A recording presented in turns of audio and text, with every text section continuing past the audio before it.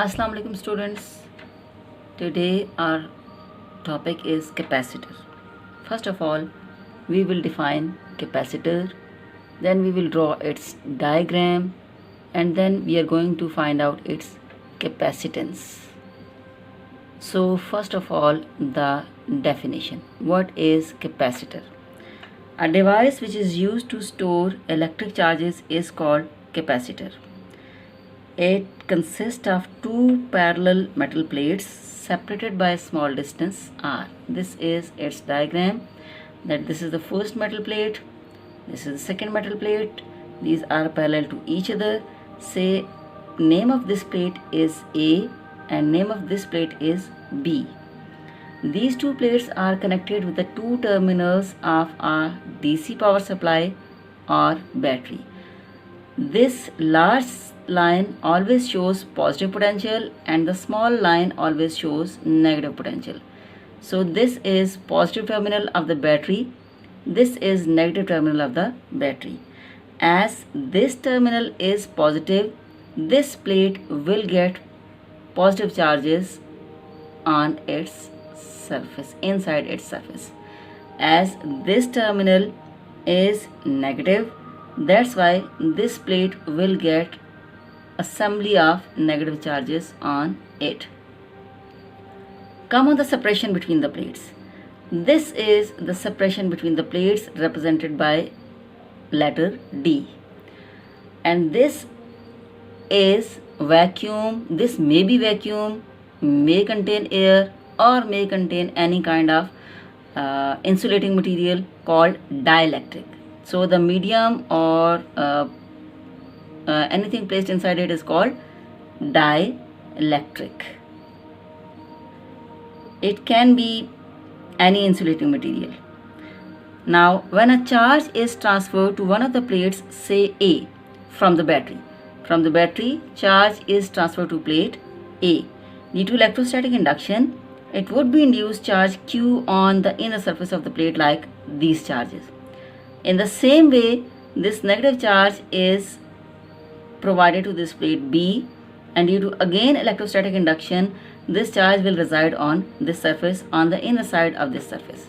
Now, as there is some insulating material between these two plates, that's why there is no way of flow of the charges between these two plates. If there is no way of flow of charges between these two plates, definitely the charge provided to these two plates will stay on these plates. This is called storing of charge. Definitely, if the charge can flow, that cannot be stored.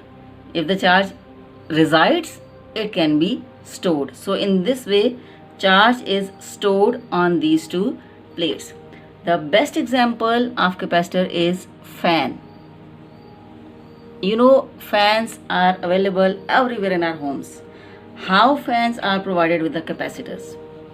Fans are provided with the capacitors so that when we turn it on, the capacitor inside the fan gets charged. And when we turn it off, eventually the fan get not stop moving because of the capacitor, because the charged capacitor, when we turn fan off, it get discharged and gives electrical energy to the fan. When it gives electrical energy to the fan, its blades remain in motion for some seconds, and after a few seconds, when the charge gets finished, then they come to rest. In this way, fan does not get damaged due to eventual stopping. So this is the best example of fan in which capacitors are used. Now come on the capacitance. What is capacitance? Capacitance is defined as the capability of a capacitor to store charges. Okay, capacitance is defined as the capability of a capacitor to store charges. Capacitance is denoted by a letter C. As when a charge Q is transferred, by a potential difference V to the plates of the capacitor, then obviously if V is increased, charge will be increased. When V is decreased, charge will be decreased. When we say that when V is increased, charge will increase, or when V is decreased, charge will be decreased, it means Q is directly proportional to V. If Q is directly proportional to V, to remove this proportionality, we need to insert some constant, and that constant over here is called C. So we can say that Q equals to C into V, and by cross multiplication, C equals to Q divided by V. This C is called capacitance of capacitor. Okay, this C is called capacitance of capacitor, and this the value of this C depends upon, first of all, area of the plates. More is the area of plates, more will be capacitance. Less is the area of plates, less will be capacitance. Number two. So in number one, it depends upon the area between the area of the plates. Number two, it depends upon, capacitance depends upon the distance between the plates. The distance between the plates is called D. So more is the distance between the plates. Definitely if they are far away from each other, they cannot share the charge, and if they cannot share the charge will be stored more. And the third thing on which C depends is called medium between the plates. So the medium between the plates may be used as a dielectric, and dielectric may be any medium, any insulator which can be placed inside these two plates. So capacitance of parallel plate capacitor depends upon three factors. Number one, area of the plates. Number two, distance between the plates. Number three, medium between the plates.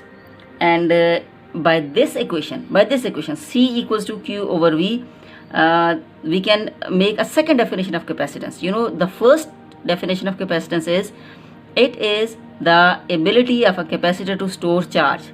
But when we discuss this equation, C equals to Q over V, then we can define capacitance as the ratio of magnitude of charge to the charge on either plate to the potential difference produced between the plates. So this is the second definition of capacitance, that capacitance is a ratio of magnitude of charge on either plate to the potential difference produced between the plates.